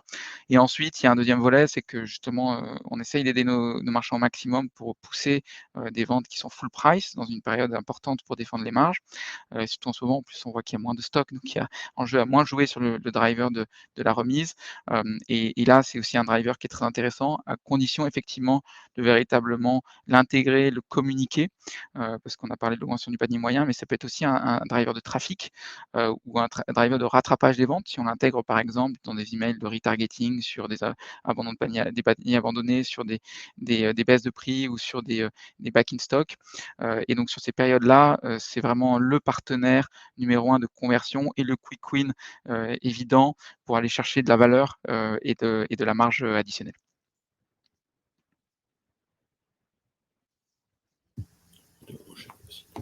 Merci beaucoup, Jonathan. Avant peut-être de terminer cette session par une petite table ronde, je vous propose juste de répondre à une dernière question, à une question posée dans le chat, à savoir, est-ce qu'aujourd'hui, vous avez des solutions pour éviter les risques sur les endettements des clients finaux? Est-ce que c'est intégré dans votre politique aujourd'hui?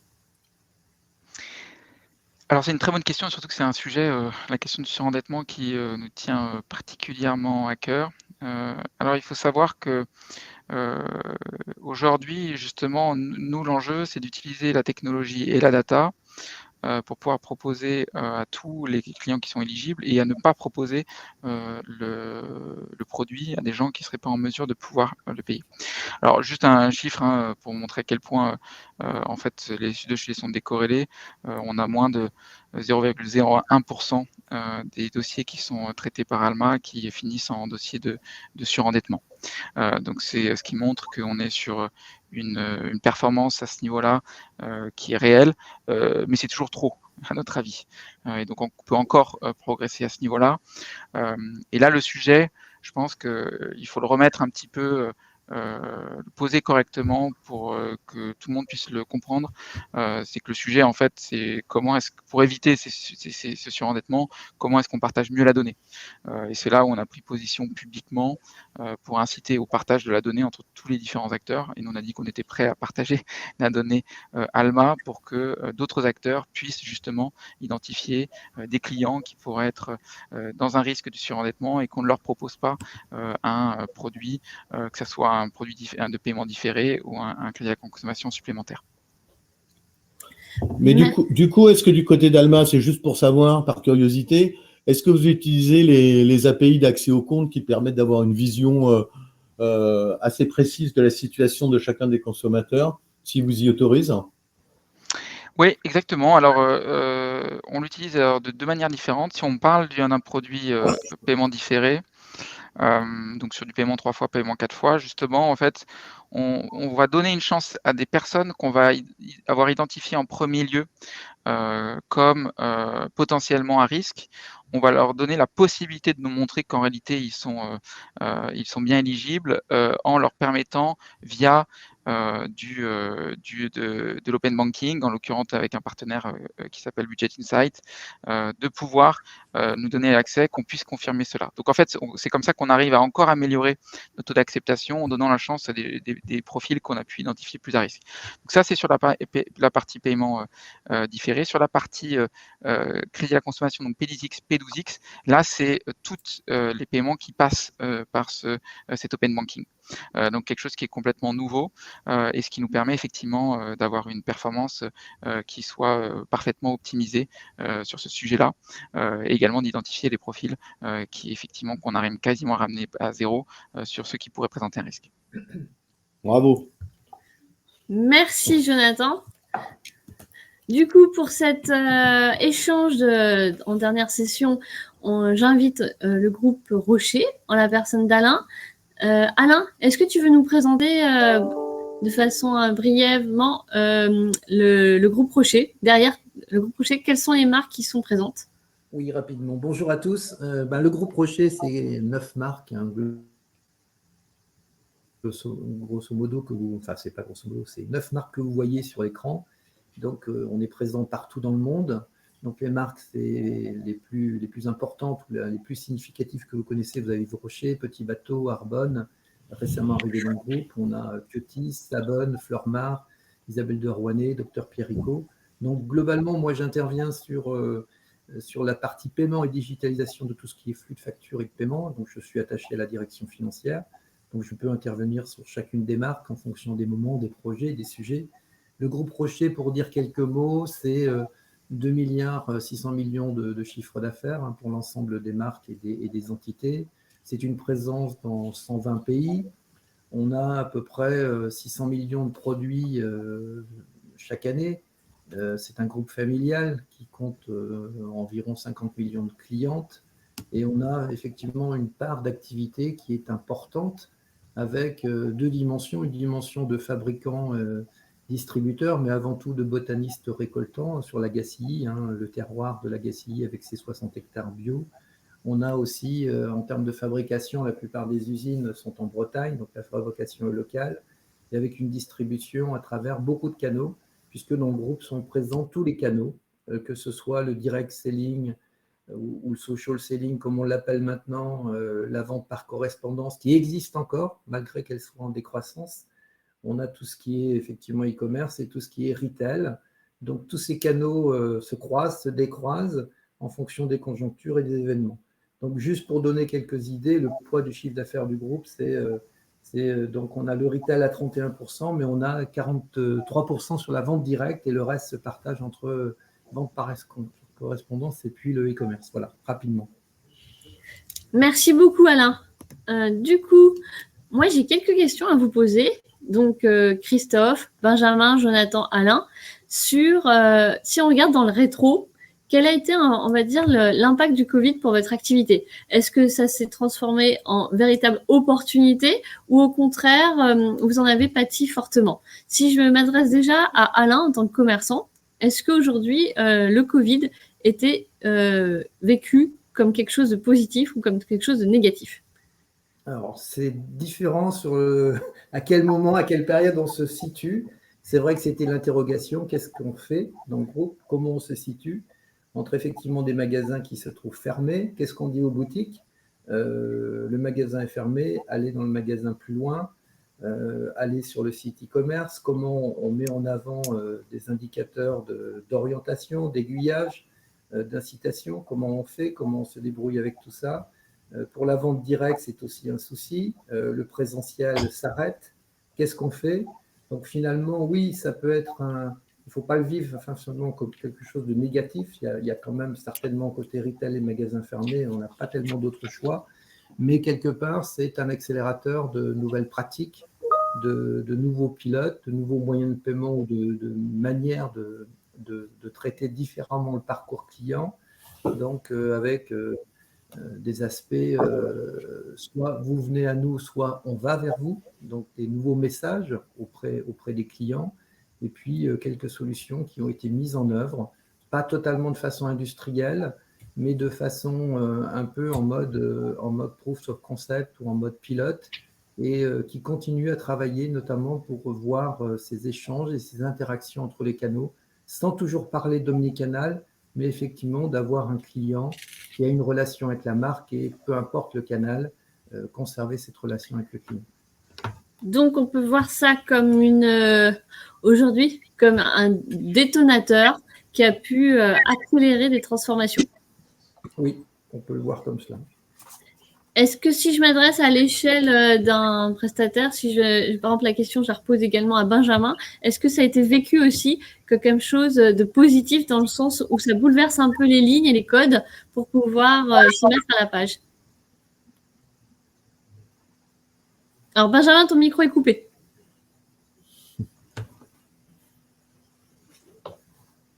Toujours coupé. Benjamin, bon, c'est bien. Non, on t'a perdu, Benjamin. Pendant que Benjamin rouvre son micro, je vais peut-être parler pour Lyra. Ça a été demandé, Lyra. Chez nous, on est à la fois présent dans le commerce de proximité et aussi au niveau e-commerce. Donc, au niveau e-commerce, ça a été en effet un boom. Ça a été une activité qui a été très importante parce qu'on a accompagné la digitalisation de beaucoup de nos clients. Par contre, sur le e-commerce, ça n'a pas été un boom pour tout le monde, hein. Par exemple, on a quasiment toutes les stations de ski en France. Et là, évidemment, les resorts étant fermés, leur activité a chuté. Je pense aussi à la Tour Eiffel qui passe par nous. Là, la Tour Eiffel a été fermée et même si on pouvait acheter sur Internet, si on peut acheter sur Internet que quelque chose qui est ouvert. Donc, il y a quand même le secteur du tourisme, qui est un secteur qui est déjà assez digital, qui, vu qu'il ne pouvait pas offrir de prestations, lui a été très fortement affecté. Ensuite, nous, ce qu'on a vu, on est sur des pays qui ont été assez affectés par le Covid, encore plus que nous en Europe. Je pense notamment à l'Inde et à l'Amérique latine, où c'est monté crescendo, c'est-à-dire qu'on a fait une très bonne année 2020. Par contre, on a un peu plus de mal sur l'année 2021 parce que c'est des pays qui ont du mal à sortir du Covid. Hein. Par exemple, en Inde, les magasins sont toujours pas ouverts et donc économiquement, ils ont souffert très fortement du Covid. Donc là, c'est vrai que sur ces zones-là, ça a été un peu plus difficile. Merci Christophe. Alors, on a perdu Benjamin, mais est-ce que Jonathan, je présume de la réponse, mais je t'en prie. Nous, il y a deux dimensions. Il y a d'abord, en fait, les commerçants et les e-commerçants ont dû trouver dans un délai très court des solutions pour dynamiser la demande.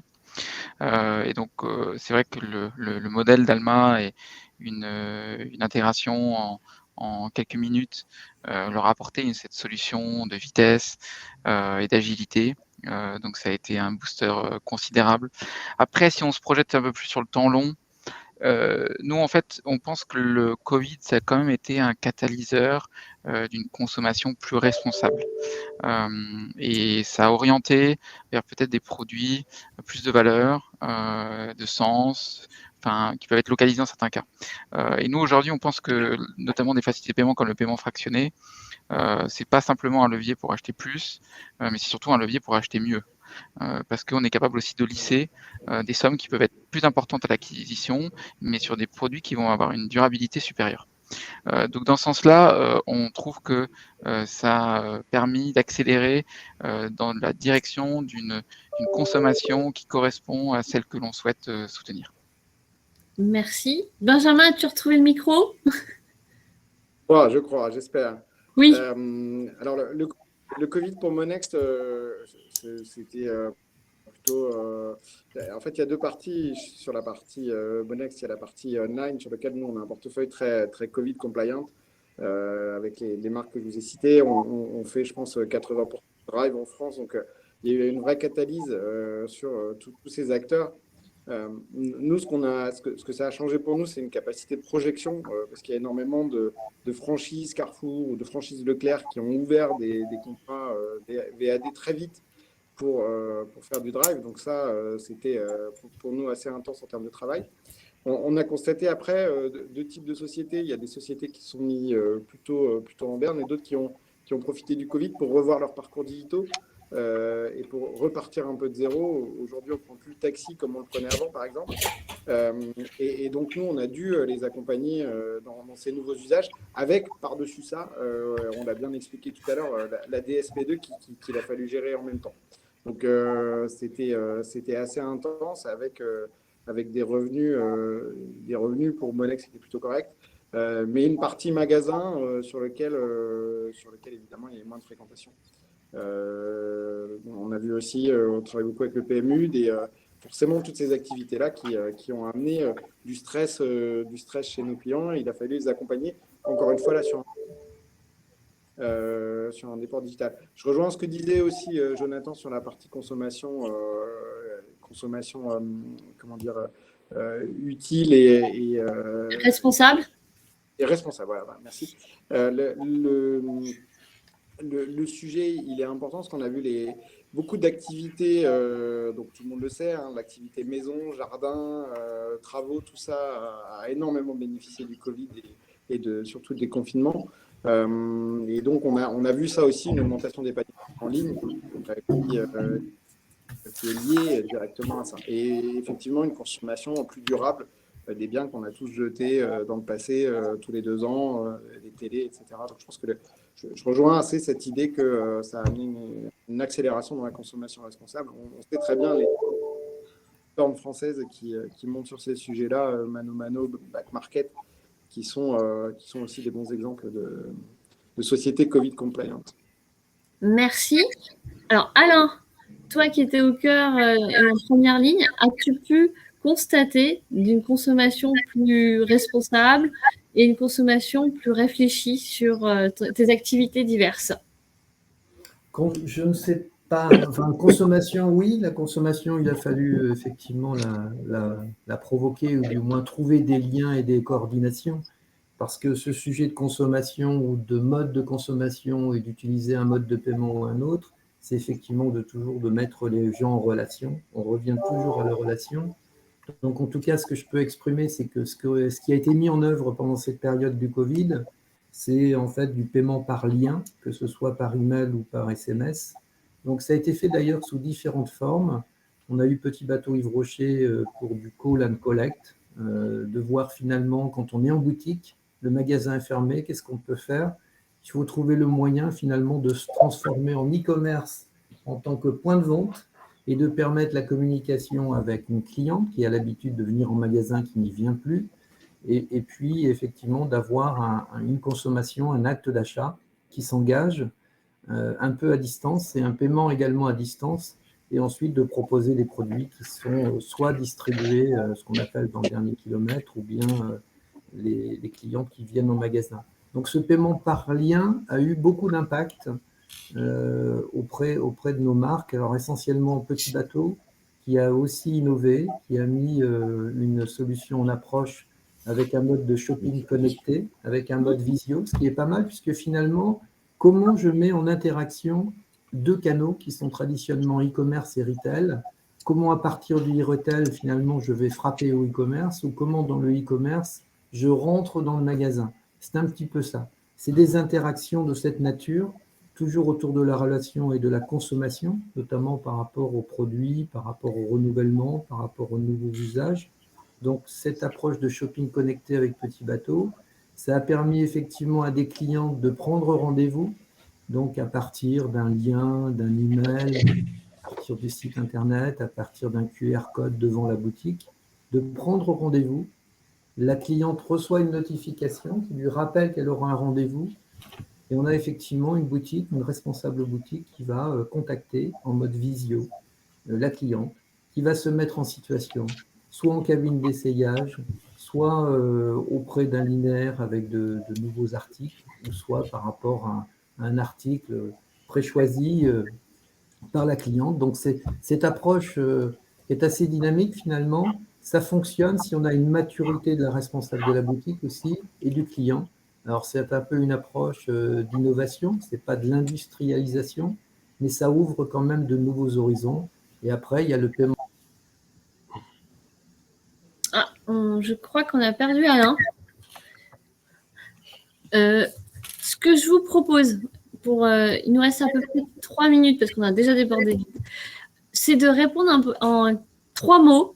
Si on regarde vers le futur, quels sont vos enjeux pour l'année 2022? Benjamin. L'année 2022 pour Monext, il y a 2 objectifs principaux. C'est achever notre programme d'optimisation. Enfin, achever, ce ne sera jamais achevé, mais en tout cas lancer notre programme d'optimisation, continuer notre programme d'optimisation de la DSP2 et marchand, avec intégrer un mix de paiement de méthode qui sera beaucoup plus costaud et beaucoup plus enrichi pour nos clients. L'optimisation par la data, comme je vous l'ai expliqué. Et le deuxième point, c'est aussi axer tout le reste sur l'omnicanal pour nos retailers. Et la convergence des canaux, c'est des sujets très, très importants pour nos retailers. Christophe? L'enjeu 2022, c'est multiplier en fait toutes les possibilités de paiement en passant par l'instant payment dont on a parlé tout à l'heure, les paiements internationaux, le prélèvement, pour permettre en fait aux clients de payer un peu comme il veut dans le contexte qu'il souhaite. On fait même du paiement par WhatsApp aujourd'hui. Voilà, c'est pouvoir payer dans n'importe quel contexte. Et voilà, c'est à quoi on s'attelle, sachant que chez Lyra, on a cette particularité de tout développer nous-mêmes, pas d'agréger de plusieurs prestataires pour arriver à sortir un moyen de paiement qui, quand il ne marche pas, c'est très compliqué. Merci. Et Jonathan? Nous, très clairement, c'est la satisfaction de nos clients, commerçants, clients finaux. On a plus de aujourd'hui 4500 marchands, clients. On va doubler ce nombre l'année prochaine. Donc, on a un enjeu de maintenir cette qualité de service d'accompagnement. Je disais sur la partie accompagnement magasin, qui est un enjeu où c'est un sujet vraiment où on doit aller beaucoup plus loin en termes d'expérience et d'usage. Et le deuxième sujet, c'est l'international. Aujourd'hui, on a encore une très belle page à écrire, des marchands d'envergure à accompagner, des produits à développer pour s'adapter aux demandes locales et aux usages locaux qui sont très spécifiques d'un pays à l'autre en Europe. Et donc, on est en ordre de marche pour réussir ce défi-là. Si je résume à travers le discours de l'ensemble des participants, aujourd'hui, l'année 2022 s'annonce centrée sur l'expérience client à l'international et avec un parcours omnicanal. Donc, c'est sur ces mots que je vais terminer. Ah, Alain, tu es revenu, nous sommes ravis. Je ne sais pas, j'ai dû parler certainement tout seul. Désolé. Est-ce que vous m'avez entendu parler des expériences petits bateaux? Oui, au début, je pense que c'est à ce moment-là qu'on a été coupé. Bon. Alors, désolé. C'est pas grave, Alain. Ce que je te propose, on a terminé sur l'année 2022. Quelles sont pour toi les 3 grandes priorités pour le groupe Rocher sur l'année 2022? Alors, avant de parler effectivement de priorités en termes de parcours, il y a certainement des choses à voir et à innover en termes de tap and phone. Il y a des choses très intéressantes.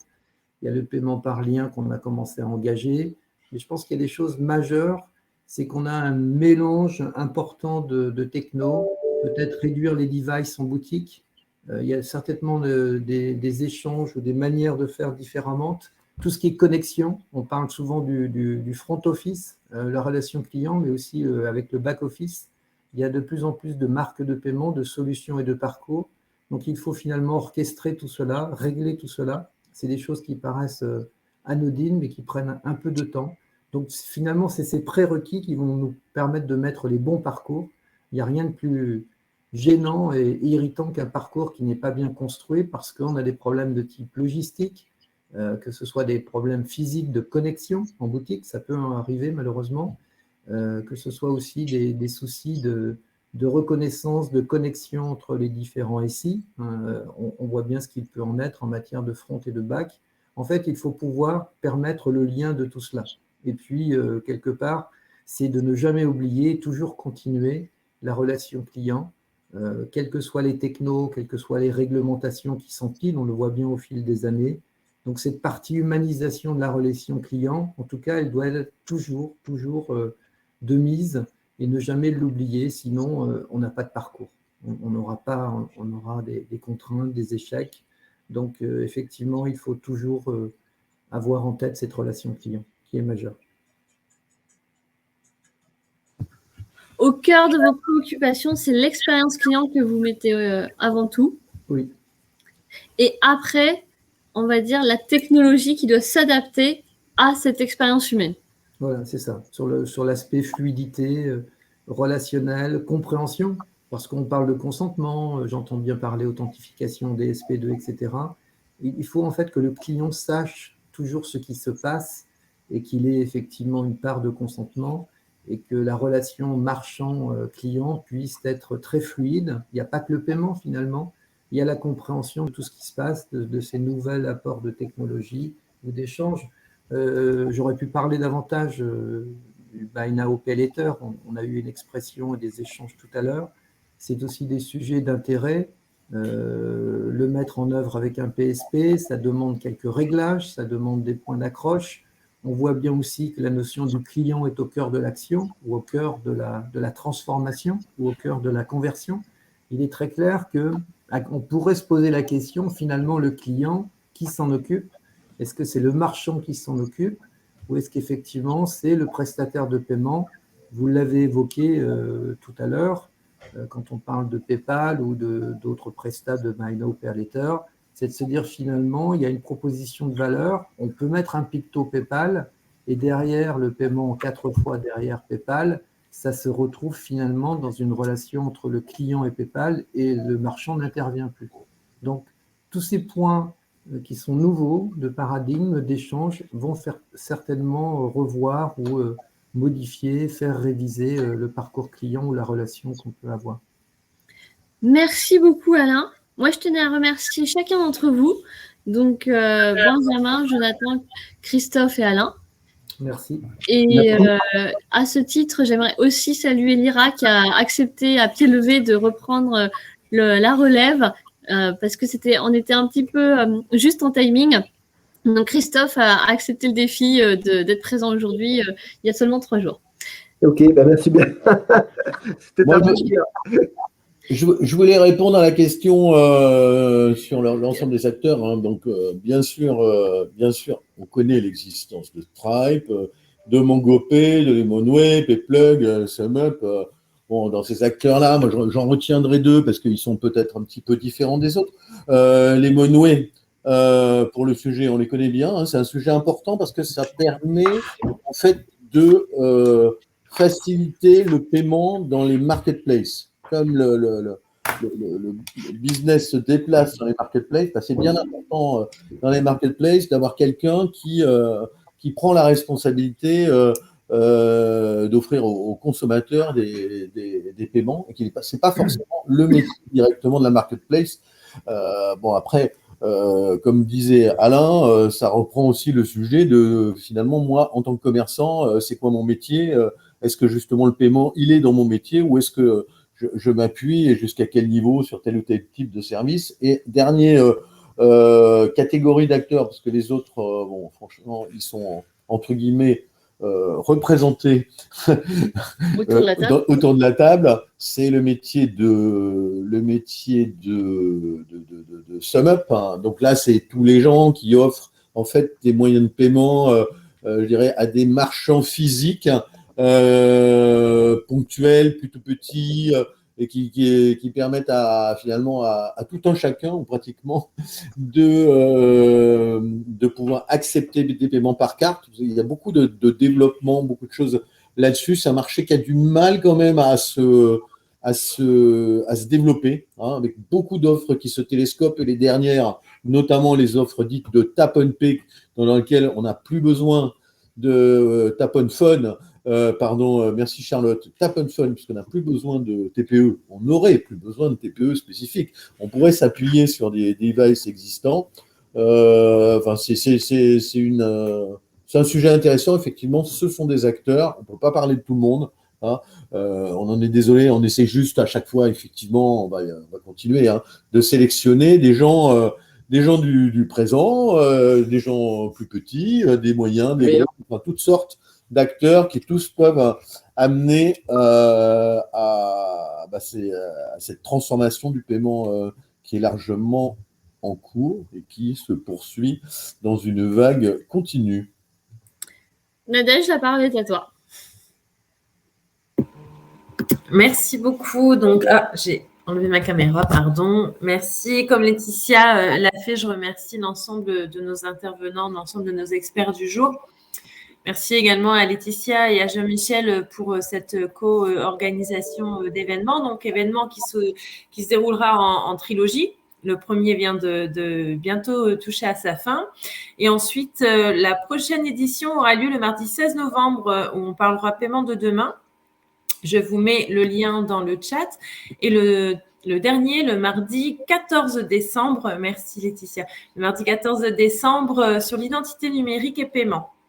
Alors, vous avez dans le chat l'ensemble des liens vous permettant de vous inscrire. Sur le paiement de l'Europe, il y aura également de belles personnalités. Laetitia, encore, en tant qu'animatrice aux côtés de Jean-Michel.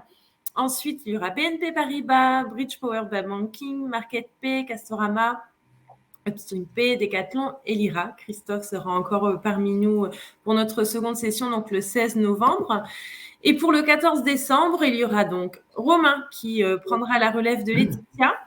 Jean-Michel sera toujours parmi nous. Ensuite, Pierre Chassigneux de CB, Inecom, Splio et Ariane Next qui seront autour de la table. Je vois qu'il y a encore une question qui se profile. Non, c'est Jean-Michel parce que vous avez répondu, c'est parfait.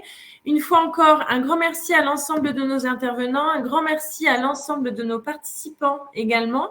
N'hésitez pas à vous inscrire à nos prochaines sessions et je vous dis à tous très belle fin de journée et à très bientôt.